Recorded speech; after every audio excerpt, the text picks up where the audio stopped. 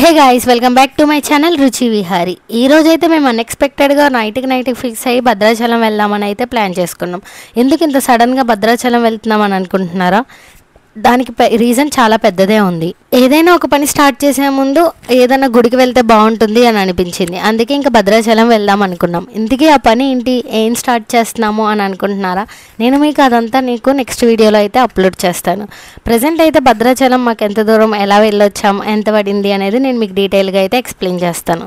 భద్రాచలం వెళ్ళాలంటే జంగారెడ్డిగూడెం వెళ్ళి అటునుంచి ఇంకా భద్రాచలం వెళ్ళాలి అని అయితే అనుకున్నాం. బట్ మా అదృష్టం కలిసి వచ్చి ఏలూరులోనే డైరెక్ట్ భద్రాచలం బస్ అయితే కనిపించింది. ఇంకా అదైతే ఎక్కేసి భద్రాచలం అయితే వెళ్తున్నాం. పర్సన్కి 310 రూపీస్ అయితే ఛార్జ్ చేశారు.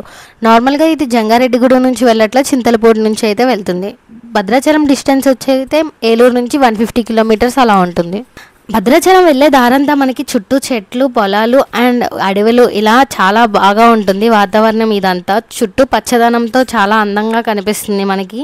ఇంత మంచి వాతావరణంలో భద్రాచలం ట్రావెల్ చేయడానికి మనకి 4-5 అవర్స్ టైం పడుతుంది. అసలు ఈ జర్నీయే తెలియకుండా చాలా హ్యాపీగా అయితే వెళ్ళిపోతుంది. అలా చూస్తూ ఉండగా ఈ ప్రకృతి అందాల మధ్యలో మన భద్రాచలం అయితే వచ్చేసింది. ఈ గోదావరి గట్టును చూడండి ఎంత అందంగా కనిపిస్తుందో. మనం అక్కడ బస్ స్టాండ్లో దిగిన తర్వాత మనకి ఆటోకి 20 రూపీస్ ఛార్జ్ చేస్తారు. టెంపుల్ దగ్గరకైనా గోదావరి నది దగ్గరకైనా సరే 20 రూపీసే. అక్కడ నుంచి వాకబుల్ డిస్టెన్సే. ఇంకా మేమైతే ఇంకా గోదావరి నది దగ్గర దిగేసి ఆ నదిలో కాలు అయితే కడుక్కొని ఇంకా నీట్గా టెంపుల్ దగ్గరికి వెళ్దామని అయితే డిసైడ్ అయ్యి ఇంకా అక్కడైతే దిగాము. ఇంకా అక్కడ నుంచి నడుచుకుంటూ టెంపుల్ దగ్గరికి అయితే వచ్చేసాం. క్లైమేట్ అయితే ఒకసారి చినుకులు పడుతుంది, ఒకసారి ఎండ వస్తుంది, ఇంకొకసారి నార్మల్గా అయితే ఉంటుంది. ఇలా ఇన్ని మిక్సింగ్ క్లైమేట్ల ద్వారా నడుచుకుంటూ మేమైతే టెంపుల్ దగ్గరికి వచ్చేసాం. మేము ఇక్కడికి వచ్చేసరికి 12 అయితే అయింది. ఈ టైంకి అయితే నైవేద్యం పెడుతున్నారని ఒక ½ అవర్ అయితే ఆపేశారు. ఇంకిక్కడైతే శబరి రాములవారి విగ్రహాలు అయితే ఉన్నాయి. పైన చెట్టు పైన ఒక పళ్ళు ఉంది, అందరూ అయితే తింటున్నారు. అవి ఏమన్నా మీకు తెలిస్తే కామెంట్ చేసేయండి.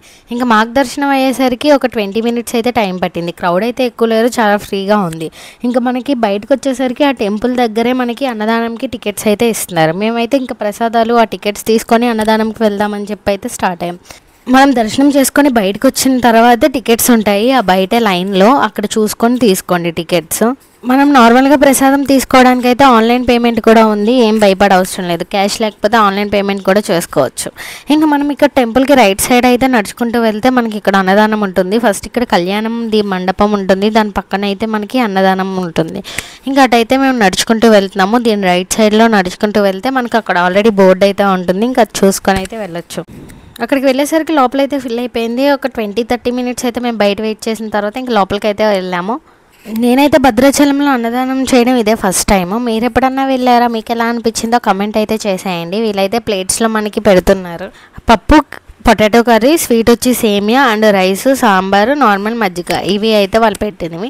నెక్స్ట్ ఇంక ఇది అయిపోయిన తర్వాత మేము మళ్ళీ ఆటోలో అయితే బస్ స్టాండ్కి వెళ్తున్నాము. వాళ్ళైతే మేము అడిగినప్పుడు 3 మెంబర్స్ వెళ్ళాం కదా, మేము 3 మెంబర్స్కి 100 రూపీస్ అన్నారు. అదేంటి 20 కదా అంటే అప్పుడు 20 రూపీస్కి అయితే తీసుకెళ్లారు. చూడండి, మీరు బస్ స్టాండ్ నుంచి టెంపుల్ దగ్గర కన్నా ఎక్కడికన్నా 20, అక్కడ నుంచి రిటర్న్ వచ్చేటప్పుడు కూడా 20. రిటర్న్ వెళ్ళేటప్పుడు పర్సన్కి 150 రూపీస్ తీసుకున్నారు జంగారెడ్డిగూడెం వరకు. అండ్ జంగారెడ్డిగూడెం నుంచి ఏలూరుకి అయితే 95 రూపీస్ అయితే తీసుకున్నారు.